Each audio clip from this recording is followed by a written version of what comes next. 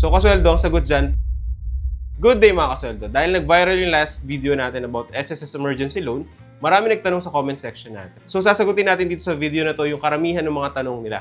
Ang unang tanong, pwede pa bang mag-loan?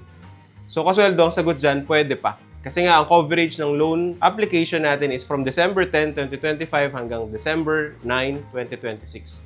So ngayon, kung napapanood nyo to at wala pang December 9, 2026, pwede pa kayong mag-loan. So yung pangalawang question natin, Koseldo, ay pwede pa bang mag-loan kahit wala ng bagyo?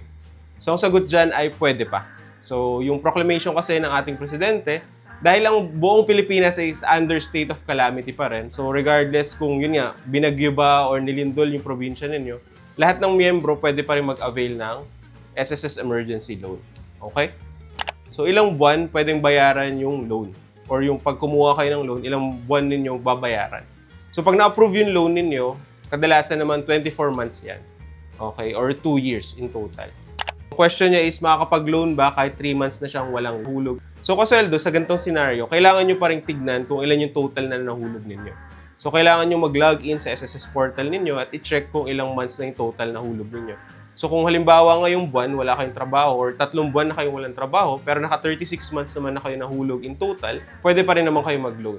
So, yung last question natin, ito actually madaming nagtanong nito. So, paano pag may existing salary loan ka o kaya existing calamity loan? Pwede ka pa bang mag-loan ng emergency loan? So, una nating i-discuss is kung may existing salary loan ka. So, kasweldo, since ang salary loan mo ay hiwalay sa emergency loan, so pwede ka pa rin mag-file or mag-apply for emergency loan kasi hiwalay nga yun. Kapag meron ka naman existing calamity loan, yun nga, ang nabanggit ko dun sa last video natin, ibabawas yung existing balance mo ng calamity loan mo dun sa principal amount ng makukuha mong emergency loan. So basically, yung emergency loan at calamity loan sa SSS ay iisa lang. Okay? So kung may question pa kayo or gusto kong itanong sa amin, pa-comment na lang sa baba at sasagutin namin yan sa next video. Yun lang, paalam!